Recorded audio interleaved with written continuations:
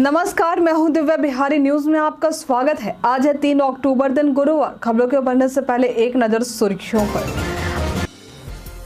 आज से शारदीय नवरात्रि की हुई शुरुआत। 9 दिन अलग अलग स्वरूपों की होगी आराधना। 12 अक्टूबर को नवरात्र का होगा समापन। आम लोगों के लिए खुला देश का पहला सबसे बड़ा बापू टावर। रात में लाइटिंग से आकर्षित होंगे पर्यटक। दिन की रोशनी में इंद्रधनुषी रंग बिखेरता आएगा नजर। बाढ़ की आपदा के बीच सिविल सर्जनों को मिले निर्देश। पर्याप्त हो बोट, एम्बुलेंस और दवाओं की उपलब्धता। 104 कॉल सेंटर भी इस आपदा में रहेंगे सक्रिय। बिहार में जमीन सर्वे के बीच नया अपडेट। सर्वे का काम होने के साथ जारी हो रहा नक्शा। ऑनलाइन मानचित्र देख सकेंगे रैयत। फर्जी आईपीएस मिथिलेश का हुआ खुलासा। वायरल हुए वीडियो के बाद मिथिलेश ने खूब बटोरी थी सुर्खियां। अब जमुई पुलिस ने किया पर्दाफाश। त्योहारों में ट्रेन से घर आने वालों के लिए जरूरी टिप्स। अनजान ब्रोकरों से रहे सावधान। आईआरसीटीसी की ऐप या वेबसाइट से ही कटवाएं टिकट। जसप्रीत बुमराह बने दुनिया के नंबर 1 टेस्ट गेंदबाज। यह स्थान प्राप्त करने वाले बुमराह पहले भारतीय तेज गेंदबाज। विमेंस T20 वर्ल्ड कप का आगाज आज से। चलिए अब बढ़ते हैं अब तक के 25 बड़ी खबरों की ओर विस्तार से। आरआरबी ने रेलवे भर्ती बोर्ड टेक्नीशियन के पदों पर भर्ती निकाली है। ये भर्ती कुल 14,298 पदों के लिए है। आवेदन प्रक्रिया शुरू है और आवेदन करने की अंतिम तारीख 16 अक्टूबर है। इस आवेदन के लिए उम्मीदवारों को rrbcdg.gov.in पर जाना होगा। वहीं आवेदन करने वाले उम्मीदवार के ने बीई, बीटेक या बीएससी इंजीनियरिंग किया हो। वहीं ग्रेड 3 के पद के लिए उम्मीदवारों का 10वीं पास और आईटीआई सर्टिफिकेट होना जरूरी है। भर्ती से संबंधित सटीक और अधिक जानकारी के लिए आप इसके आधिकारिक वेबसाइट और अधिसूचना को देख सकते हैं। आज से शारदीय नवरात्रि की शुरुआत हो रही है और 12 अक्टूबर को इसका समापन होगा। हर साल नवरात्र की शुरुआत अश्विन महीने के शुक्ल पक्ष की प्रतिपदा तिथि के साथ होती है। 9 दिनों तक अलग अलग दुर्गा माँ के स्वरूपों की आराधना होती है। नवरात्रि के पहले दिन श्रद्धालु कलश स्थापना करते हैं। इसके बाद ही माँ दुर्गा की पूजा अर्चना शुरू होती है। मान्यताओं के मुताबिक शारदीय नवरात्र में माँ दुर्गा की आराधना में सुख समृद्धि का वास होता है। बीते दिन गांधी जयंती के अवसर पर पटना के गर्दनी बाग में बापू टावर का सीएम नीतीश ने उद्घाटन किया। इस उद्घाटन के बाद अब बापू टावर आम लोगों के लिए खोल दिया गया है। बापू टावर में एंट्री फी 50 से 100 रुपए होंगे। वहीं बाइक और कार पार्किंग के लिए 10 से 20 रुपए लिए जाएंगे।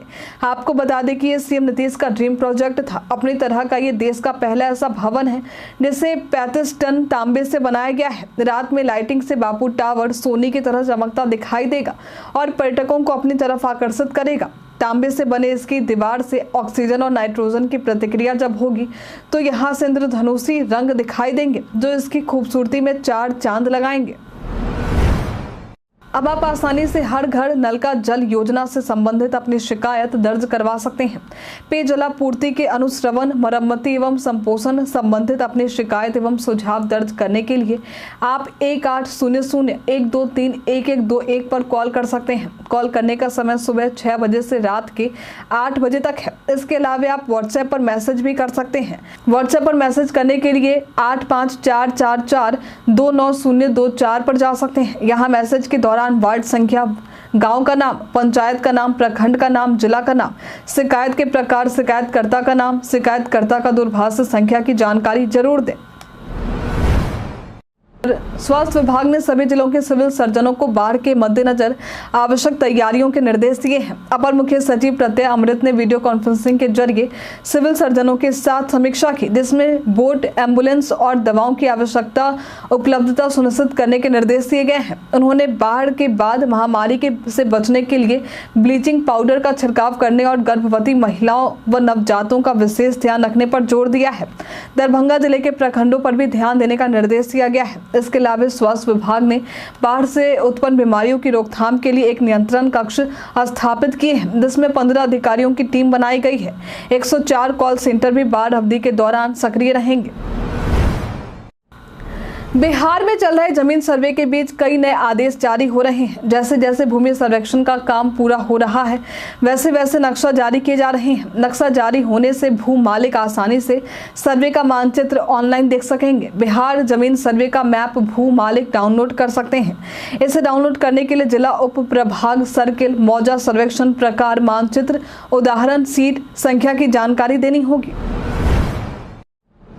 वायुसेना के हेलीकॉप्टर को मुजफ्फरपुर के औराई में इमरजेंसी लैंडिंग करवानी पड़ी। हेलीकॉप्टर सीतामढ़ी से बाढ़ राहत सामग्री लेकर जा रहा था, तभी नया गांव के वार्ड 13 में ये हादसा हो गया। हेलीकॉप्टर पानी में गिरा, हालांकि उसमें मौजूद 2 पायलट और 2 जवान सुरक्षित हैं। हादसे के बाद वहां अफरा तफरी का माहौल देखने को मिला। स्थानीय लोगों की मदद से एसडीआरएफ और एनडीआरएफ की टीम ने सभी को रेस्क्यू किया। वहीं आपदा प्रबंधन विभाग की तरफ से बताया गया कि हेलीकॉप्टर राहत सामग्री पहुंचाने में लगा था, तभी जानकारी मिली कि हेलीकॉप्टर का इंजन फेल हो गया है। पायलट ने इसकी जानकारी दी थी। सूझबूझ से पायलट ने पानी में इमरजेंसी लैंडिंग करवाई है। जवानों को मामूली चोट आए हैं, हम उन्हें सम्मानित करेंगे। भारतीय रेलवे ने नवरात्रि के पावन अवसर पर व्रत रखने वाले यात्रियों के लिए खास व्रत थाली की व्यवस्था की है। आईआरसीटीसी ने देश भर के 400 प्रमुख स्टेशनों पर शुद्ध शाकाहारी और व्रत वाली थाली उपलब्ध कराने का फैसला किया है। यात्री बिना लहसुन प्याज वाला भोजन अपनी सीट पर ऑर्डर कर सकते हैं, जिसके लिए हेल्पलाइन नंबर 1323 पर कॉल करना होगा। इस व्रत थाली में आलू चाप, साबूदाना टिक्की, साबूदाना खिचड़ी, पराठे, पनीर मखमली, फल, कुट्टू के आटे के पकवान और मिठाई शामिल है। कीमत 100 से लेकर 250 रुपए तक के बीच में होगी। सभी भोजन सामग्री की शुद्धता का विशेष ध्यान रखा जाएगा, जिससे व्रतधारी यात्री सफर में शुद्ध और सात्विक भोजन का आनंद ले सकें। बिहार पर्यटन में आज हम बात करेंगे गोपालगंज की। ये बिहार का जिला सारण से अलग होकर बना था। इस जिले में अधिकतर पर्यटन स्थल धार्मिक है। गोपालगंज के धार्मिक स्थलों की काफी मान्यता भी है। इसमें थावे मंदिर, श्री पीताम्बरा पीठ और लकड़ी दरगाह शामिल है। इन धार्मिक स्थलों के अलावा एक प्राचीन स्थल दिघवा दुबौली भी है। यहाँ 2 असाधारण पिरामिड आकार के ढांचे देखने को मिलेंगे। यदि आप कभी गोपालगंज जाते हैं तो इन स्थानों पर भ्रमण के लिए जा सकते हैं। पूर्णिया रेंज की आईजी शिवदीप लांडे ने बुधवार सुबह अचानक कटिहार के विभिन्न थानों का निरीक्षण करने पहुंचे। इस दौरान आईजी ने नगर थाना, सहायक थाना और यातायात थाना के कई क्षेत्रों का दौरा किया और अंबेडकर कॉलोनी में लोगों से बातचीत की। लगभग 2 घंटे तक सड़कों पर घूमने के बाद उन्हें कहीं भी पुलिस की मुस्तैदी नजर नहीं आई, जिससे वे नाराज हो गए। आईजी ने कहा कि गश्ती के लिए सुबह निर्देश दिए गए थे, लेकिन नगर और सहायक थानों की ओर से कोई खास गतिविधि नहीं दिखी। इस निरीक्षण के परिणाम स्वरूप 3 थानों के थानाध्यक्षों पर कार्रवाई करने की संभावना जताई जा रही है। मालूम हो कि शिवदीप लांडे अपने सख्त अंदाज के लिए जाने जाते हैं और युवाओं के बीच सिंघम उन्हें कहा जाता है। त्योहारों का सीजन 3 अक्टूबर नवरात्र के साथ शुरू हो रहा है, जो दिवाली और छठ तक चलेगा। इन पर्व त्योहारों के दौरान लोग घर लौटते हैं। यदि आप ट्रेन से यात्रा कर रहे हैं तो कुछ महत्वपूर्ण बातें ध्यान में रखें। दिवाली पर या अन्य त्योहारों में हर किसी को कंफर्म टिकट मिलना मुश्किल हो जाता है और लोग अक्सर ब्रोकर की मदद लेते हैं। ऐसे में अनजान ब्रोकरों पर भरोसा ना करें। हमेशा भरोसेमंद ब्रोकर से संपर्क करें या खुद तत्काल टिकट बुक करें।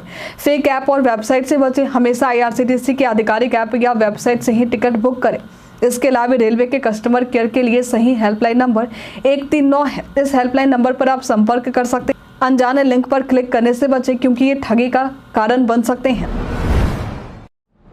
राज्य के सरकारी इंजीनियरिंग कॉलेजों में 4 चरणों की काउंसलिंग के बाद भी लगभग 3000 सीटें खाली रह गई हैं। इन सीटों को भरने के लिए एक स्पेशल राउंड की काउंसलिंग जल्द ही आयोजित की जाएगी, जिसकी अधिसूचना बीसीईसी द्वारा जारी की जाएगी। राज्य में कुल 13,675 सीटें हैं, लेकिन पहले 2 राउंड में सिर्फ 6,420 सीटों पर नामांकन हो सका, जो 46% है। इसके बाद पीसीएम ग्रुप की परीक्षा के माध्यम से 2 और राउंड किए गए हैं, लेकिन फिर भी सीटें नहीं भरी जा सकी। छात्रों में सरकारी कॉलेजों के प्रति उदासीनता देखने को मिल रही है, जबकि बेहतर सुविधाएं और प्लेसमेंट के बावजूद नामांकन की स्थिति सुधार नहीं हो पाई है। अब स्पेशल राउंड के जरिए इन खाली सीटों पर नामांकन करवाया जाएगा। मेटा के पास व्हाट्सएप और इंस्टाग्राम जैसे लोकप्रिय ऐप्स हैं। व्हाट्सएप पर लोग इंस्टेंट मैसेज भेजते हैं, जबकि इंस्टाग्राम पर फोटो, वीडियो और रील्स शेयर करते हैं। अब मेटा जल्द ही व्हाट्सएप पर भी रील्स फीचर लाने की योजना बना रहा है। इस फीचर के जरिए आप व्हाट्सएप पर इंस्टाग्राम की रील्स देख सकेंगे। शुरुआत में रील्स की संख्या कम होगी, लेकिन भविष्य में ये बढ़ सकती है। रील्स देखने के लिए सबसे पहले आपको व्हाट्सएप का लेटेस्ट वर्जन डाउनलोड करना होगा। फिर नीले गुलाबी रिंग पर क्लिक करके चैट बॉक्स में शो मी इंस्टाग्राम रील्स लिखें। खास अकाउंट की रील्स देखने के लिए मुझे उस अकाउंट का नाम लिखकर रील्स दिखाओ टाइप करें। यह फीचर जल्द ही उपलब्ध हो सकता है। अभी हाल में ही बिहार में फर्जी आईपीएस बनकर पुलिस वर्दी में घूमने वाले मिथिलेश कुमार का वीडियो काफी तेजी से वायरल हो रहा था। ये मामला पूरे देश में सुर्खियों में था, लेकिन अब इस मिथिलेश कुमार को लेकर बड़ा खुलासा हुआ है। दरअसल जमुई पुलिस को पता चला कि मिथिलेश को अभियुक्त बनाकर जब जांच की गई तो इसकी कई बातें झूठे निकली हैं। पुलिस ने बताया कि मिथिलेश ने किसी मनोज सिंह को आईपीएस बनने के लिए 2 लाख रुपए नहीं दिए हैं और न ही उसने अपने मामा से 2 लाख रुपए लिए हैं। आपको बता दें कि इससे पहले मिथिलेश ने बताया था कि उससे 2 लाख रुपए लेकर खैरा के किसी मनोज सिंह ने अपने पुलिस नौकरी दी है, उसे वर्दी पहनाई थी। फिल्म सूरज पे मंगल भारी पर एक बार फिर से रिलीज होने जा रही है, जो 18 अक्टूबर को दर्शकों के सामने आएगी।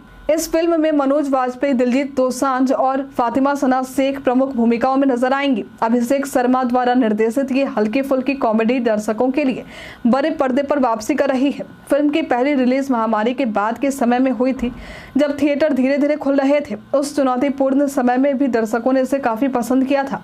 अब जी स्टूडियो पर इसे फिर से रिलीज करने की तैयारी है। बिहार में मानसून पहले से कमजोर पड़ा है, हालांकि अभी भी मानसून का असर बना हुआ है। आज भी प्रदेश में कुछ जगहों पर बारिश की संभावना है। हालांकि मौसम को लेकर मौसम विभाग ने कोई चेतावनी जारी नहीं की है। आज प्रदेश में अधिकतम तापमान 34 से 36 डिग्री और न्यूनतम तापमान 26 से 28 डिग्री रहने की संभावना जताई गई है। वहीं न्यूनतम तापमान 26 से 28 डिग्री रहने की बात कही गई है। बरौनी जीआरपी पुलिस ने न्यू बरौनी जंक्शन पर नियमित चेकिंग के दौरान 70 लीटर विदेशी शराब के साथ 2 युवकों को गिरफ्तार किया है। जीआरपी इंस्पेक्टर मनीष कुमार के अनुसार ये कार्रवाई जीआरपी और ALTF 3 की संयुक्त टीम द्वारा की गई थी। गिरफ्तार आरोपियों में राहुल कुमार और छोटू कुमार शामिल हैं, जिनके पास क्रमशः 37 और 34 लीटर शराब मिले हैं। इसके अलावा बरौनी जंक्शन के प्लेटफॉर्म संख्या 6 पर 36 लीटर लावारिस विदेशी शराब भी बरामद किए गए हैं, जिससे लेकर अज्ञात के खिलाफ मामला दर्ज किया गया है। जीआरपी इंस्पेक्टर मनीष कुमार ने बताया कि रेल पुलिस शराबबंदी कानून को सफल बनाने के लिए लगातार प्रयास कर रही है और आगे भी कार्रवाई जारी रहेगी। सरकारी या प्राइवेट अस्पताल में जब किसी मरीज की मौत होती है तो अक्सर डॉक्टरों और उनके स्टाफ पर लापरवाही का आरोप लगाकर हिंसा की जाती है। कई मामलों में डॉक्टर ऐसा जानबूझकर नहीं करते। ये समझना जरूरी है कि कोई भी डॉक्टर नहीं चाहता कि उसके मरीज की जान जाए। कानून के अनुसार डॉक्टरों पर हमला करने पर 7 साल की सजा हो सकती है, जबकि धमकी देने पर 2 साल की सजा का प्रावधान है। कानून के अनुसार जानलेवा हमले के मामले में भी 3 से 7 साल की सजा हो सकती है। इसलिए कभी भी डॉक्टरों पर हिंसात्मक हमले करने से बचें। बिहार के स्वास्थ्य मंत्री मंगल पांडे ने प्रधानमंत्री जन आरोग्य योजना की समीक्षा करते हुए आयुष्मान कार्ड बनाने की प्रक्रिया में तेजी लाने के निर्देश दिए हैं। उन्होंने मुख्यमंत्री जन आरोग्य योजना के तहत बचे हुए पात्र लाभुकों के कार्ड बनाने की प्रक्रिया को भी तेज करने का आदेश दिया है और जन जागरूकता बढ़ाने पर जोर दिया है। मंत्री ने जानकारी दी कि राज्य में 5 लाख तक मुफ्त इलाज की सुविधा में 13,48,651 मरीजों का उपचार हुआ है, जिसमें सरकार ने 1650 करोड़ रुपए खर्च किए हैं। इसके अलावा मंत्री ने प्रधानमंत्री जनजातीय उन्नत ग्राम अभियान की जल्द शुरुआत की, जिससे 75,070 जनजातीय परिवार लाभान्वित होंगे। बिहार ने ओपीडी रजिस्ट्रेशन में स्कैन एंड शेयर प्रणाली के तहत राष्ट्रीय स्तर पर 3रा स्थान प्राप्त किया है। आयुष्मान कार्ड बनाने के लिए अस्पतालों में प्रोत्साहन राशि भी दी जाएगी। बीते दिन प्रशांत किशोर ने जनसुराज की पार्टी का गठन कर लिया है। पार्टी के पहले नेता मनोज भारती बने हैं। इनका नाम पार्टी के कार्यकारी अध्यक्ष के तौर पर घोषित किया गया है। मनोज भारती मधुबनी के रहने वाले हैं और दलित जाति से अपना संबंध रखते हैं। ये भारतीय विदेश सेवा के रिटायर्ड अधिकारी हैं। जनसुराज की पार्टी स्थापना के दौरान प्रशांत किशोर ने कहा कि अगले साल मार्च तक नया अध्यक्ष का चुनाव होगा। इस दौरान प्रशांत किशोर ने स्पष्ट किया कि वो नेता नहीं बनेंगे। इस पर लोगों ने कहा कि आपके जितना काबिल आदमी कैसे मिलेगा। लोगों की इस प्रतिक्रिया पर प्रशांत किशोर ने कहा कि मनोज भारती इससे ज्यादा काबिल है। प्रशांत किशोर IIT नहीं गए, मनोज भारती IIT गए हैं। वहीं मीडिया से बातचीत के दौरान उन्होंने कहा कि जब उनके अध्यक्ष का नाम सामने आएगा तो सब चौंक जाएंगे। नई पार्टी के गठन के साथ ही बिहार की 4 विधानसभा सीटों पर इस साल होने वाले उपचुनाव लड़ने का भी प्रशांत किशोर ने ऐलान किया है। पार्टी बेलागंज, इमामगंज, रामगढ़ और तरारी सीट पर उपचुनाव में अपने प्रत्याशी उतारेगी। आगामी नवंबर महीने में ये उपचुनाव होने की संभावना है। बीते दिन दरभंगा के गौरा बौराम प्रखंड में सम्राट चौधरी ने बाढ़ पीड़ितों से मुलाकात की। इस दौरान उन्होंने राहत कार्य की व्यवस्था देख नाराजगी जाहिर की। साथ ही वहां मौजूद बिरौल व गौरा बौराम सीओ को फटकार भी लगाई। उन्होंने कहा कि आपकी इस व्यवस्था से हम खुश नहीं हैं। आप बाढ़ पीड़ितों पर कोई कृपा नहीं कर रहे हैं। साथ ही सम्राट चौधरी ने चेतावनी देते हुए कहा कि यदि शाम तक व्यवस्था में सुधार की रिपोर्ट नहीं आती है तो इसके खिलाफ कार्रवाई होगी। इस दौरान उन्होंने शुद्ध पेयजल, प्रकाश, 2 समय का भोजन और सूखा नाश्ता देने की भी बात कही है।